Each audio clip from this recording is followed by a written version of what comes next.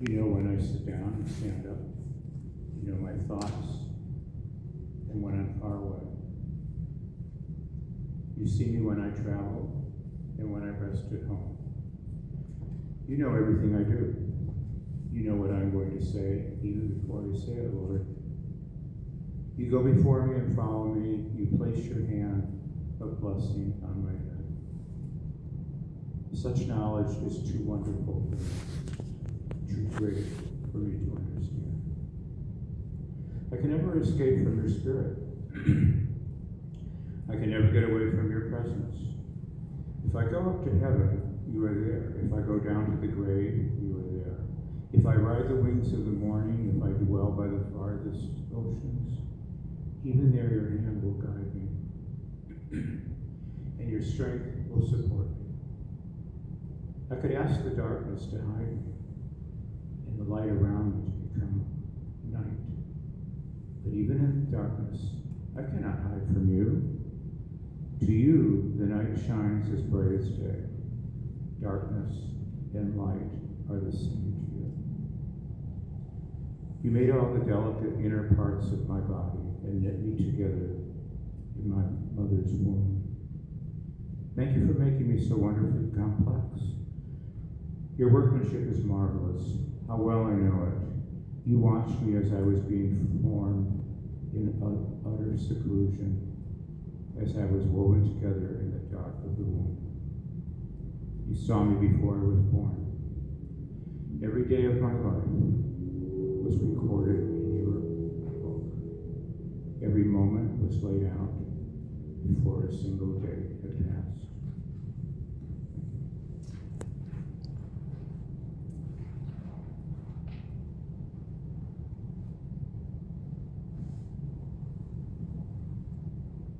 Thank you, Bob. And now it's time for some words, some good words, some eulogies. Jeff, Bonnie's eldest son, you're up first.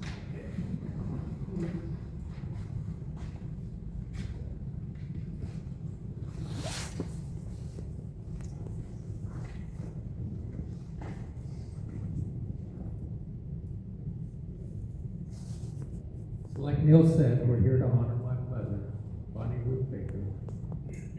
And looking out, I can tell that everybody knows me. Jeff area. And I just want to thank you all for being here. So Mom's maiden name, I just want to tell a brief history of Mom. And her maiden name was Baker. She was born Bonnie Ruth Baker. June 10th, 1931, in a little town in the far northeast corner of Oklahoma called Spavinaw. Mom, as Neil said, Mom was the fourth oldest of 9 children, born to her mother Lena and her father Herbert. Mom was born during the Great Depression, and life was hard back then. In fact, one of Mom's brothers died when he was 3, and one of her sisters died when she was only 8 months old. Not only was life hard, but it was pretty simple. They grew big vegetable gardens for food, stole honey from the bees, picked wild berries, ate rabbits, squirrels, and fish that they caught. No stores.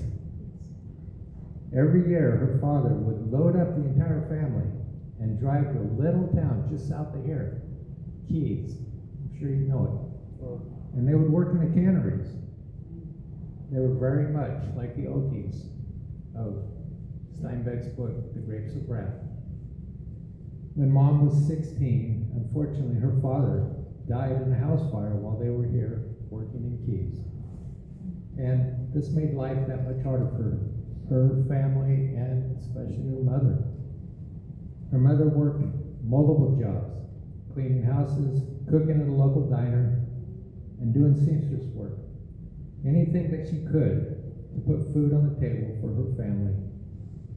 Because of my grandmother's busy work schedule, my mom, Bonnie, began watching out for her 2 younger sisters, Mickey, who was 8, and the youngest, Patsy, who was 4 or 6. And she was kind of like their surrogate mother. And eventually, to help financially, Mom soon started working at the diner also. She became waitressing in the evenings after school. The diner is where Mom met the love of her life, a young man from Kansas, in town doing construction work on the hydroelectric generators there at the dam. The dam connected the home where Mom lived, Disney, Oklahoma, to the town where she was working, Langley, Oklahoma. By the time the dam project had finished, Mom and Dad had fallen in love and were married. She was 20 and he was 24. They began their life adventure together by traveling west across the U.S. As Dad, he followed big construction jobs, looking to make a living and earn a good reputation. They eventually settled in Los Angeles.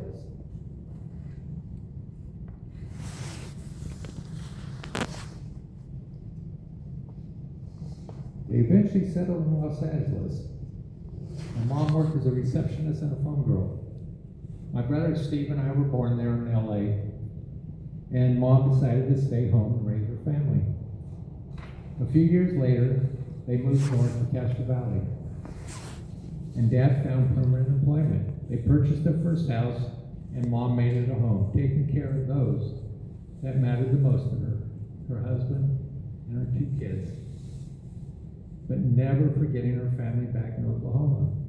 As life became easier, living in California, Mom would often send money home to her mother and gifts to her 2 sisters, her surrogate children, Mickey and Patsy.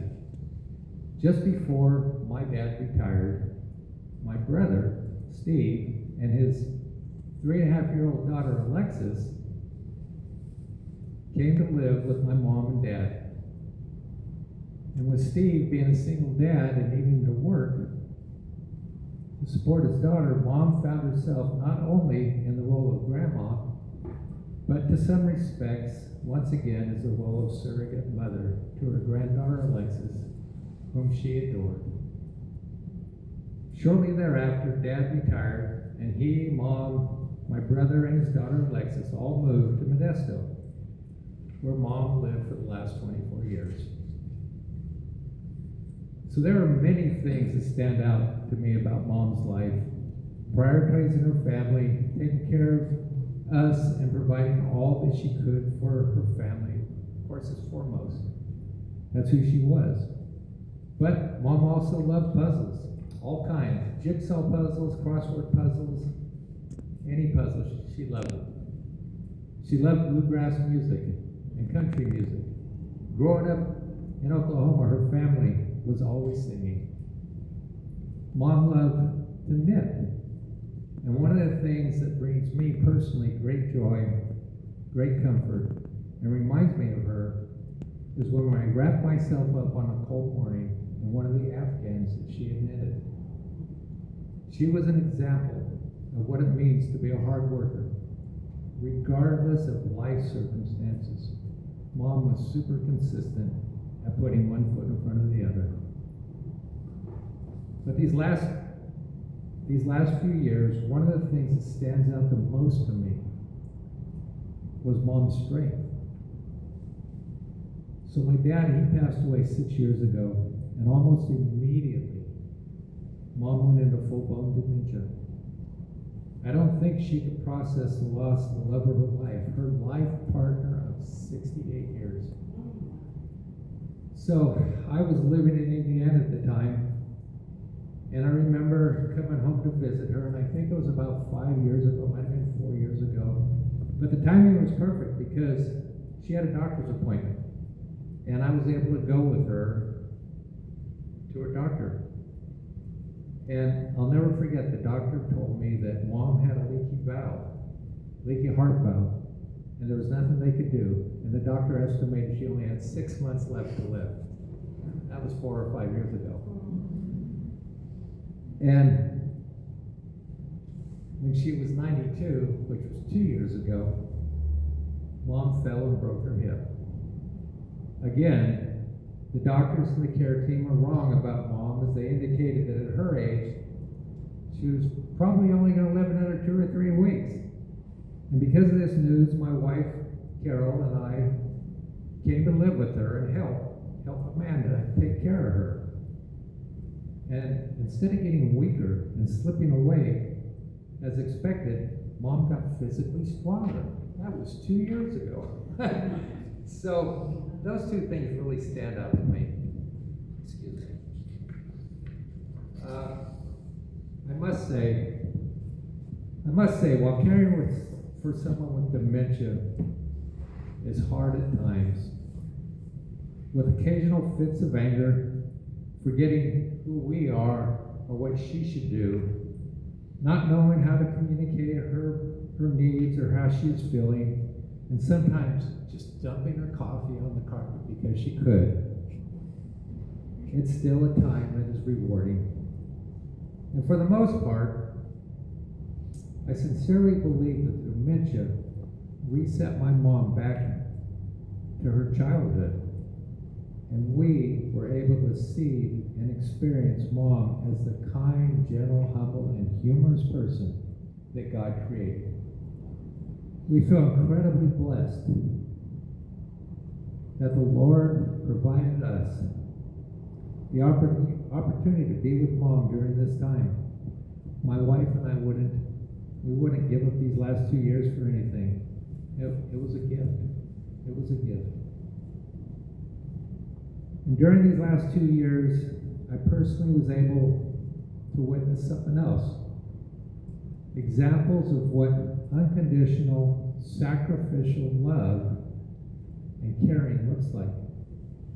My mom's longtime caregiver, Amanda, and my wife, Carol,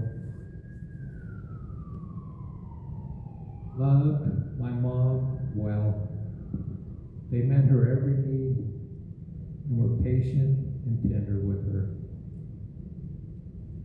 In closing, I'd like to say that my mom was a very shy and private person, almost painfully so. There were things she wouldn't share about her life with me or my brother. She never talked with me about the most important thing in life there is, knowing Jesus and having a relationship with him. I'm really not sure why that was. Was it because she didn't know him? Or was it because she was such a private person? You know, it's sometimes awkward to talk to those that we love about spiritual matters, but it's important. And as it says in my mom's memorial folder, if you declare with your mouth Jesus is Lord and believe in your heart that God raised him from the dead, you will be saved. If that at all touches your heart or you're curious about what that means and you want to know more, I'd love to talk to you. Anyway, thank you.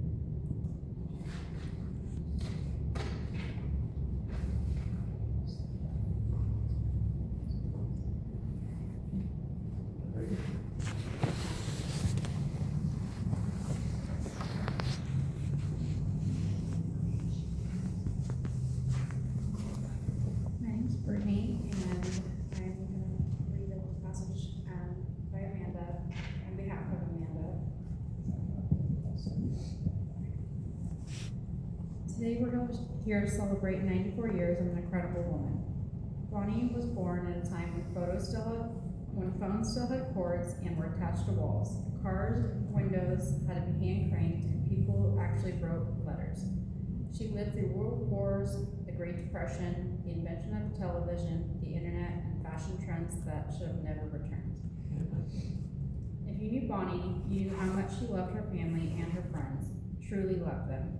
Relationships mattered to her, time mattered, laughter mattered. Whether it was through conversations, gatherings, or sharing stories, those connections are what enriched her life and brought her joy. Then, of course, there was her husband, Jim. She loved him fiercely, some days more than others. Jim and Bonnie meant the world to each other and shared 68 beautiful years together. What mattered most was not what Bonnie did, but who she was, a source of warmth, laughter, and steady comfort. Her humor could lighten a heavy moment, and her presence made ordinary days better. In '94, she had seen the world change in ways most of us can only imagine, but she never changed her values or who she was, faithful, warm, and wonderfully herself. While we grieve the loss of Bonnie today, we also give thanks. Thanks for a long life, the memories we have to share, and the lessons that she taught us. Let us not cry because she is gone. Instead, let us be thankful that she was part of our lives. And may we always remember her greatest lesson of all. The secret to life and longevity is a good glass of wine.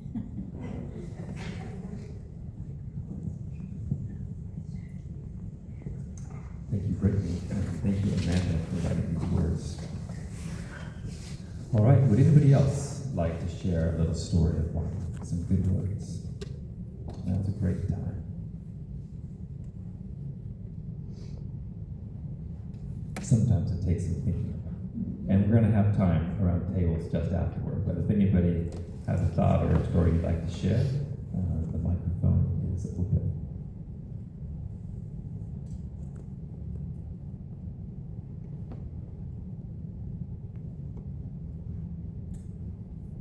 Hearing none, let me share something. Like I said, I've never met Bonnie, but I've had the privilege of getting to know Jeff and Carol and Amanda in the past few months.